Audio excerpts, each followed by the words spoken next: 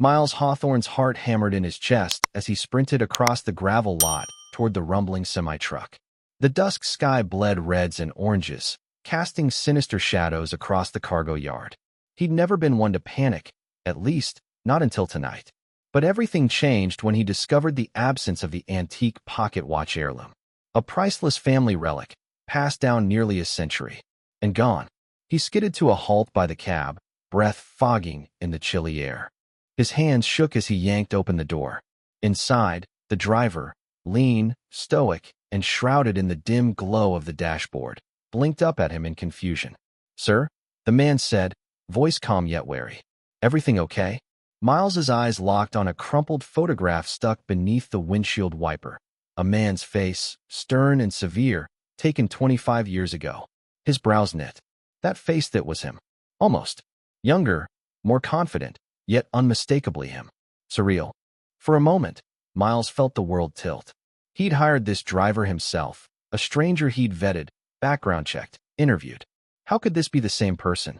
His mind raced. Coincidence? A doppelganger? Something darker? Clutching the photo, he snapped, "Why is that under your windshield?" His voice echoed across the yard. The driver's eyes flicked to the picture, then back to Miles, as if recognizing latent danger. "Sir, look, that's something I inherited." "Inherited?" Miles pressed, stepping closer. "You resemble me. That is me, from 25 years ago. How do you explain that?" The driver's mouth was a tight line. After a beat so silent that gravel crunched too loudly on the ground around them, he said, I need to tell you something. Something you're not going to like." Lightning-sharp anxiety shot through Miles's veins. Whatever came next would change everything. Above them, the moon rose pale and watchful. On the fringe of the yard, floodlights clicked on, illuminating the cab's interior and the tension between them in cold, stark beams. "How long have you known?" Miles asked quietly. "Who are you?" The driver swallowed. "My name is Caleb Dunn, and believe it or not, I'm your biological twin." Miles's world spun. Genetic luck? A con? A trick of the light? He backed away as if struck, eyes wide. "Twin," he breathed. Caleb nodded slowly. "We were separated at birth, raised in different worlds. I came to find you years ago, but I watched you. This job, I thought it'd be safe. Yours." Miles stared, memories flashing. Childhood photos, lost time, fragments of curiosity. None had ever shown a second child. None had hinted at this. A roar broke the silence, a truck engine revving nearby. Yet for a heartbeat Miles felt truly alone. He gripped the photo tighter, his knuckles white. "Start talking," he said, voice trembling. Caleb exhaled and began, voice low. "It started when my adoptive mother passed. I'd always known I was different. I did a DNA test online. The match popped up, strong. But you vanished from my life. Then, you posted about the watch, the one your family has. I recognized it. I left the photo in the cab as proof I was real." Miles's vision blurred. That watch, that family. All the stories his father told, the heavy legacy. And now, a brother, one he'd never known. They stood in that charged stillness, framed by the glow of yard lights, moonlight, and a past neither had dared to confront until now. Miles couldn't breathe. The air inside the cab was suddenly too thick, the light too harsh, the photograph in his hand too real. His fingers trembled as he stared at the young man in the photo. His face, without question, 25 years ago. And the man sitting in front of him now? Same bone structure. Same storm-colored eyes. Only harder. Weathered. Shaped by a life very different from the one Miles had lived behind high gates and silk curtains. "You're lying," Miles whispered. "This is some elaborate scam." Caleb's face didn't flinch. "I wish it was." Outside, the wind hissed through the open lot. Caleb turned off the truck engine, and the sudden silence buzzed in Miles's ears like static. It was just the two of them now, alone in the stillness, history pressing in like a storm. "You think I stole your watch," Caleb said calmly. "I didn't, but I know why it matters. I know its story." Miles blinked. "How?" "Because my mother, my real mother, told me about it. Her name was Lorraine. She said she had 2 sons, but could only keep one. You went to the Hawthorns. I went to a woman in Baton Rouge who could barely afford her own rent." Miles staggered back a step, brain reeling. The name hit like a brick. Lorraine. He'd heard it only once, whispered late at night by his adoptive mother after a few too many bourbons. She wasn't ready, she'd said. She gave you up to give you more. Miles had never asked questions. Never needed to. Until now. He gripped the cab's metal doorframe. If this is true, why come now? Why not before? Caleb gave a humorless smile. Because until last week, I didn't know who you really were. I knew your name, but not what you'd become. I didn't know you were that Miles Hawthorne, CEO of Hawthorne Shipping, Silicon Gulf tycoon, cover boy for Forbes. I found out when your PR team posted that anniversary photo with the watch. It's one of a kind, right? Miles nodded slowly. Caleb leaned forward. I didn't come to steal. I came to talk. But when I saw the way your people looked at me, I knew I'd never get through security. So I took the job. Worked my way into your life. That was the only way you'd ever see me. The word stung. And rang true. Miles turned the photo over in his hand. Faint ink, smeared over time, read, M&C, 2000. My boys. He looked back at Caleb, 100 questions warring in his mind. But before he could speak, his phone vibrated in his coat pocket. He pulled it out. A text. Unknown number. He's not who he says he is. Watch your back. Miles's eyes darted up. Caleb hadn't moved. Hadn't even seen the message. His expression was open, exposed, sincere. Who else knows about this? Miles asked, pocketing the phone. Caleb shook his head. No one. Just you. And me. But Miles wasn't so sure anymore. Miles couldn't sleep. Even hours later, back at his estate in the hills above Palo Alto, the night clung to him like a second skin. He paced the length of his study, his sanctuary, lined with walnut bookshelves and oil portraits of men with the same last name.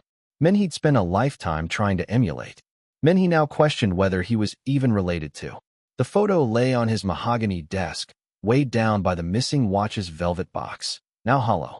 He replayed Caleb's words in his head, over and over. Separated at birth. Two different worlds. A DNA match. And then there was the message. He's not who he says he is. Watch your back. Miles had traced the number, burner phone. Gone silent after that one cryptic warning. Someone was watching him, or watching Caleb. And if Caleb was lying, he was playing a long, precise game. Too precise. Too emotional. Miles walked to his liquor cabinet, poured 2 fingers of rye whiskey, and downed it in one go. The fire in his throat grounded him. Then he opened his laptop. If Caleb Dunn was his brother, there'd be a record. He logged into his secure genealogical account, an indulgent project he'd once dabbled in for curiosity. He scrolled through the DNA matches, filtering by highest probability. And there it was. Caleb M. Dunn, predicted relationship, 50% shared DNA. Twin brother. Miles slumped into his leather chair, the breath punched out of him. It was true. Yet something didn't sit right. Why the photo? Why now? Why that text? He barely had time to process when a soft chime sounded. Security alert. Motion detected. He glanced at the monitor. Someone was in the driveway. A single figure. Hoodie. Ball cap. Backpack. Miles bolted upright and hit the intercom. Who's there? He barked. No answer. The person turned and looked directly into the camera. It wasn't Caleb. Miles felt ice crawl up his spine. The face was younger, rougher, maybe early 20s, but unmistakably similar. Same storm gray eyes. Same Hawthorne nose. Another one. The man raised a gloved hand and held up something wrapped in cloth. Then he dropped it on the doorstep, turned, and vanished into the shadows. Miles ran to the front door, flung it open, and snatched the bundle from the stone step. He unwrapped it with trembling hands. Inside was the missing pocket watch. But engraved on the back, scratched into the gold with a trembling hand, was something new. For the son she couldn't save. L. Miles's stomach turned. He looked into the night, but the visitor was gone. There were more secrets in the dark than he could have imagined. And the past wasn't finished with him yet. By sunrise, Miles Hawthorne wasn't just disturbed, he was unraveling. The watch sat under glass now, lit by a single spotlight in his private office. The inscription haunted him. For the son she couldn't save. L. Lorraine. The name again. A ghost circling the truth. He hadn't told Caleb about the visit. Not yet. He needed answers first, and there was only one person left alive who might have them. Margot Hawthorne. The woman who raised him. Widow of Walter Hawthorne. Matriarch of a dynasty built on oil and shipping. And a liar, perhaps, for the last 45 years. He drove to her estate in Carmel, a gated compound with manicured hedges and a fountain shaped like a roaring lion. She answered the door herself, a rarity. "Miles," she said with surprise. "You didn't call." "I didn't want to," he replied. She squinted at him. "You look pale." "I've been visited by ghosts," he said, stepping inside. Margot led him into the sitting room, where her tea service gleamed and her piano sat untouched under dust. He didn't sit. He dropped the photograph onto her lap. She stared. "I found this in my truck driver's cab," Miles said. "He claims to be my twin brother. Says you and Dad adopted me after his birth mother gave me up. He knows things. He has the face." Margot's lips thinned, and for the first time in years, she looked truly shaken. "I asked you once," he continued, "when I was 15, about a woman named Lorraine. You told me she was no one." Margot reached for the photo with trembling fingers. "She was not no one," she whispered. "She was your mother." Miles felt like the walls were tilting. "So it's true." She nodded slowly. "We couldn't have children. Walter was desperate. Lorraine worked at the hospital. A nurse. She came to him quietly. Said she was pregnant with twins, couldn't keep them. Walter only wanted one. Said two would complicate the inheritance. Said." She stopped, covered her mouth. Miles stared at her. "He separated us. Bought me?" Margot's eyes glistened. "He called it an arrangement. Legal. Private. I didn't know about the second baby until years later. Walter swore it didn't matter. He said you'd be better off never knowing." Miles's voice dropped. "I wasn't the only one he failed." He pulled out the watch. Margot gasped. "Where did you get that?" she asked.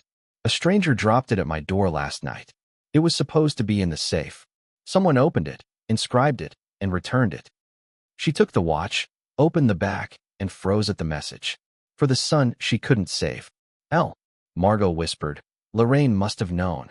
She must have kept watch somehow." "Who else knew?" Miles asked. Her eyes met his. "Your father had enemies. People who hated him. One of them was at the hospital the day you were born." Miles's pulse quickened. "Who?" "I don't know," she whispered. "But they've been waiting." Miles stepped back. Everything was spiraling. His life hadn't just been built on a lie. It had been stolen. Caleb was waiting when Miles returned to the estate. He stood by the edge of the pool, arms crossed, staring into the water like it held answers. He didn't turn when Miles approached. "I got the results," Miles said. "DNA confirms it." Caleb nodded, his voice low. "I already knew." Miles studied him. The resemblance was eerie now, like staring into a mirror of a life that could have been. Same height, same eyes, even the same small scar above the right brow. "I spoke to Margot," Miles continued. "She admitted everything. Lorraine worked at the hospital. My father made an arrangement. Paid her. Took one baby. Left the other." Caleb still didn't move. "She picked you," he said. "She thought one of us had a shot at a real life." "I'm sorry," Miles said, unsure if it was enough. Caleb looked up finally. "Don't be. I didn't come for your apology. Or your money. I came for the truth." Miles nodded slowly, then reached into his coat and pulled out the watch. Caleb's breath caught. "You found it." "I didn't. Someone left it at my door. Wrapped up. It has a message from Lorraine." He passed the watch over. Caleb opened it, read the engraving, and something shifted behind his eyes, something between grief and fury. "She didn't just give us up," Caleb murmured. "She was forced to." Miles stepped closer. "What do you mean?" "I found something after she died," Caleb said. "A letter, hidden in a book. She wrote it just before she passed. It wasn't just poverty. It wasn't just circumstance. She was threatened." Miles's chest tightened. "By who?" Caleb met his eyes. "Your father." The silence between them deepened, until Miles finally whispered, "What did the letter say?" "That she was scared. That Walter Hawthorne told her if she didn't give one of us up permanently, he'd ruin her. She named someone who could confirm it. A woman named Cecilia Raines." Miles flinched. "Cecilia was our housekeeper. She vanished when I was 9. Caleb nodded. "Lorraine said Cecilia knew everything. She helped deliver us. She tried to stop the deal. Your father had her blackballed. Maybe worse." Miles sat heavily on a bench by the pool. "So what now?" Caleb clenched his fists. "Now we find Cecilia. If she's still alive, she can tell us what happened that night." Miles glanced toward the horizon. The sun was setting, casting long shadows across the water. Caleb looked over. "There's one more thing." Miles raised an eyebrow. "I think someone's following me," Caleb said. "Black SUV. Parked outside the depot 3 nights in a row. Never moves. No plates. Miles's blood went cold. I got a text the night you told me. Anonymous. Said you weren't who you said you were. Said to watch my back. They locked eyes. Someone didn't want this truth uncovered. And now, someone was hunting both of them. They found her in a crumbling retirement home in Modesto. Cecilia Raines, the once proud woman who had helped raise Miles, now bent by time and silence. Her hands trembled as she held the warm cup of chamomile tea Miles brought her, her eyes flicking between him and Caleb like she couldn't trust what she was seeing. You boys, she whispered at last. You've grown into ghosts. Miles and Caleb sat across from her in the faded common room, sunlight bleeding through the lace curtains. You remember us? Caleb asked gently. Cecilia nodded, her voice gravel-thin. You were born in a storm. Same eyes. Same cry. Lorraine was terrified, but proud. She held you both like treasures. Miles leaned forward. We need the truth. Everything. Cecilia closed her eyes for a moment, then nodded. Lorraine was desperate. She had no one. Your father, Walter, offered her a future. He promised money, safety, a better life. But he had conditions. 1 child. No contact. Ever. Miles swallowed hard. Why? Because he was afraid, she said. Afraid that if both of you were known, you'd fight each other. Split the inheritance. Jeopardize the dynasty. He didn't want family. He wanted control. And you? Caleb asked. I tried to stop it, Cecilia whispered. I argued with him. I told Margot. But she looked away. I knew too much. 1 week later, I was fired. Given a one-way ticket and a warning. If I ever spoke, I'd disappear. Her voice cracked on the last word. Miles felt the weight of it, a lifetime of stolen choices pressing down. He ruined her, Caleb said softly. Lorraine. She died alone. Angry. Heartbroken. Cecilia nodded again, tears slipping down her cheeks. She wrote to you. I helped her send letters, years ago. But Walter's men intercepted them. Every single one. A heavy silence fell. Then Caleb stood. It's time people knew. About him. About us. Miles hesitated. You want revenge? Caleb turned to him, eyes sharp. I want justice. As they helped Cecilia back to her room, a nurse passed them, tall, blonde, smiling too wide. Miles caught a glint in her pocket. A phone. Still recording. He turned on his heel and snatched it. The woman gasped. Hey. Miles opened the camera roll. A full recording. Of everything Cecilia said. Who sent you? He asked darkly. The nurse hesitated. Then ran. Caleb bolted after her, racing down the corridor. By the time he hit the parking lot, she was gone, vanished into a waiting SUV with no plates. Same one as before. Caleb watched it speed away, heart pounding. Someone was watching them, and they were already 1 step behind. 2 days later, Miles's name was splashed across every major news outlet in the country. Hawthorne heir has secret twin brother, stolen at birth? Shipping empire shaken by illegitimate inheritance claim. DNA bombshell. California millionaire linked to adoption scandal. Miles slammed his phone down on the marble kitchen island, heart racing. His PR team had gone radio silent. Board members were calling. Investors were panicking. Hawthorne's shipping stock had dropped 9% in 1 day. The footage from the retirement home had been leaked. Someone had released the video of Cecilia's confession, the one the fake nurse had recorded. Her face, her voice, her trembling hands, all broadcast in crystal clarity to the world. And the worst part? It made Miles look like the villain. He was the golden son who inherited billions while his twin scraped by, abandoned by the system. The media spun it like a Netflix drama. Caleb hadn't come forward publicly. He'd stayed hidden. Until now. Miles's assistant knocked softly on the door. Mr. Hawthorne, he's here. Caleb entered slowly, dressed in a worn jacket, his face drawn but determined. Miles stared at him. They turned it into a circus. I didn't leak it, Caleb said. I swear. I know, Miles replied.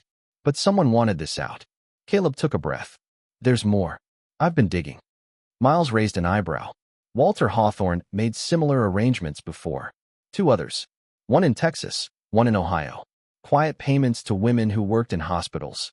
Same signature on all 3 contracts. Elias Monroe. Miles stiffened. My father's old lawyer. Still alive, Caleb said. And I found him. Miles stood. Let's go. Elias Monroe lived in a sprawling desert estate outside Palm Springs, retired, reclusive, and hidden behind layers of private security. But the Hawthorne name still opened doors. When the old man answered, he looked like he'd seen a ghost. "Mr. Hawthorne," he said, adjusting his oxygen tube. "Or should I say, Hawthorne's?" Caleb stepped forward. "We want the truth." Monroe sighed. It was never supposed to come to this. He led them inside, past dusty bookshelves and a wall of safe deposit boxes. From a drawer, he pulled out a thick folder, labeled Project Heron.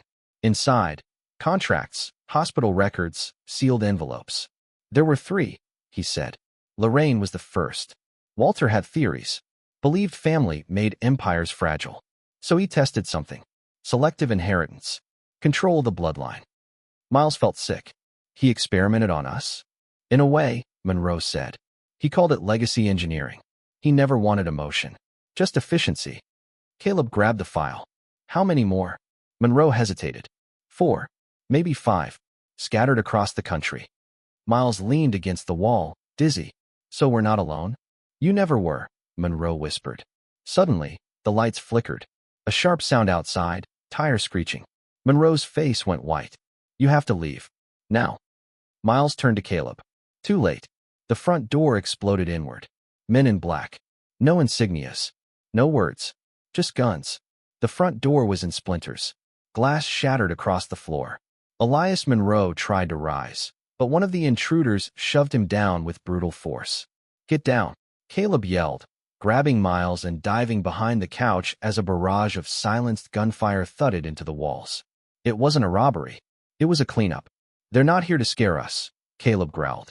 They're here to erase us. Miles clutched the Project Heron file to his chest, adrenaline surging. His entire body shook. What do they want? Caleb peered over the couch. Not what. Who? A flash grenade rolled across the carpet. Down, Caleb shouted. White light erupted, deafening and blinding. When Miles opened his eyes, the intruders were gone, and so was Elias Monroe. But they'd left something behind. A burning Hawthorne family crest, scorched into the wall. A warning. They didn't go back to Palo Alto. It wasn't safe. Instead, they hid out in a crumbling motel off I-5 near Fresno.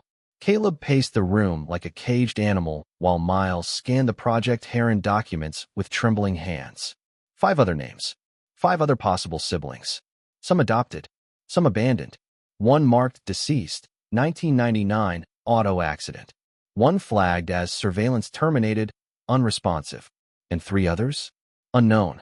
Location unknown. Caleb leaned over the table. We have to find them before they do. Miles looked up. And then what? Build a family out of broken parts? Sue the estate? Burn it all down? I don't care about the money, Caleb said. I care about the truth. This isn't just about us anymore. It's bigger. Miles opened another envelope from Monroe's files. Inside was a photograph. A girl, maybe 10 years old, clutching a stuffed lion. Identical eyes. Identical cheekbones. On the back, subject 4. Savannah, Georgia. Last seen 2010. Miles looked at Caleb. You ready to go hunting? Before Caleb could answer, there was a knock at the motel door. They both froze. Another knock. Then a voice, female, calm. I'm not here to hurt you, she said. But if you open this door, your world will never be the same again. Miles slowly walked to the peephole. The woman was in her 30s, dark hair, sharp eyes, holding up a folded newspaper. The headline read, Missing Hawthorne Heiress Believed Alive. She looked directly into the peephole. My name is Lila, she said, and I think I'm your sister. Lila stepped into the motel room with the weight of a secret society on her shoulders. She was composed, cold, and devastatingly precise. Her voice was low and level as she explained how she had tracked them through an encrypted genealogy forum used by adoptees searching for lost relatives. I never knew my real name, she said, placing the folded newspaper on the motel's wobbly table. But I've had this scar since birth. She rolled up her sleeve and revealed a faint crescent mark just above her elbow. Caleb's breath hitched. Same one. Miles stared. They branded us. No, Lila replied. It's from the forceps used during delivery. Lorraine had complications. The nurse slipped. I only know that because a woman found me years later, Cecilia. Miles leaned in. She found you. Lila nodded. Told me I had family. Gave me a name, Walter Hawthorne. Told me to stay hidden. That if I made noise, they would come. She tossed a flash drive on the table. This has names, documents, birth records. Everything Monroe tried to bury. But the most important thing is this. There's someone inside the Hawthorne Foundation helping us. Miles's eyebrows lifted. A mole. She calls herself Juniper. She works in archives. Said she found a sealed file labeled Operation Lantern. Said it names all surviving subjects. And her voice dropped. That Walter's death wasn't natural. Miles sat back, stunned. My father died in a plane crash. Everyone said it was mechanical failure. Lila shook her head. Juniper says it was staged. By someone in his inner circle. Someone who knew the truth was too dangerous to keep buried. Caleb frowned. You're saying one of his own people turned on him? Or tried to finish what he started, she said. But we don't have much time. Monroe's gone. Cecilia's location is compromised. And the same SUV that's been tailing you? She pulled out a photo. It was parked outside her apartment, too. Miles ran a hand through his hair. So what's the next move? Lila's eyes were fierce. We break into the Hawthorne Foundation archives. Get the file. Expose the truth. Miles scoffed. That's a fortress. She smirked. Not if you have the last name Hawthorne. A plan began to form. They'd need credentials, disguises, access codes, luck. But most of all, they'd need each other. 3 broken siblings. 1 impossible heist. And secrets no longer willing to stay buried. They moved at midnight. The Hawthorne Foundation's San Francisco headquarters loomed like a cathedral of power, 10 floors of steel, glass, and legacy. Miles's fingerprints and retina scans still granted them entry. No alarms tripped. No guards questioned him. Money could buy anything, he realized. Even silence.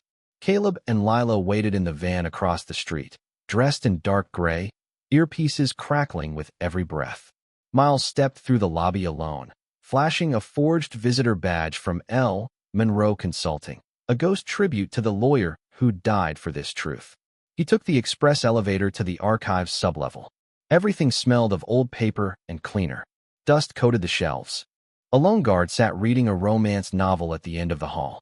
Miles ducked behind the servers, found the vent, unscrewed the panel, and pulled free the sealed envelope hidden behind it.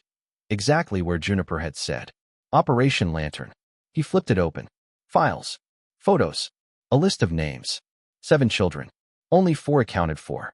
Miles read the line that stopped his heart. Subject 5. Terminated, per request of donor. Status, covered up. Incident sealed. He felt cold. He scanned the rest, then the final entry. Subject 7, unknown. No record. No birth certificate. Possible 3rd sibling of Lorraine's pregnancy. His fingers trembled. Lila, he whispered into the mic. There was a 3rd. Static. Lila, come in. Nothing. Then Caleb's voice. Miles, you need to get out. Now. What happened? But he already knew. The building shook. The power cut. Emergency lights flickered red. And then, gunfire. Miles ran, clutching the file. He sprinted up the stairwell, heart slamming in his chest. On the 3rd floor, he crashed into Lila, blood on her sleeve, wild-eyed. They found us, she gasped. They knew we'd come. Where's Caleb? They grabbed him. She held up a burner phone, screen glowing with a message just received. You take one truth, we take one brother. Trade, or he disappears like the rest. Miles's blood went cold. The photo attached showed Caleb, gagged, bound, slumped in a dark van. Lila stared at him. We have what we need. Miles looked down at the folder. Everything. All the names. The evidence. The crimes. He could publish it. Tear down the empire. But at the cost of his brother. He turned to her. What would you do? Lila didn't answer right away. Then, softly. You save family. Always. 1 week later, the Hawthorne Foundation burned. Literally and figuratively. A massive leak dropped across every major news network. Documents, recordings, photos. A decades-long conspiracy exposed. Protests erupted. Legal investigations opened. And yet, Caleb was still gone. Miles stood at the edge of a cliff near Big Sur, holding the watch. The one Lorraine gave him. He clicked it open. Inside, a new engraving. Blood built the empire. Truth will bury it. Behind him, Lila stepped out of the car. There's been chatter, she said. Encrypted forums. Someone calling themselves Subject 7 has been asking about Caleb Dunn. Miles turned. Another sibling? Or someone pretending to be? He slipped the watch into his pocket. Let's find out. They got in the car, started the engine, and disappeared into the dawn.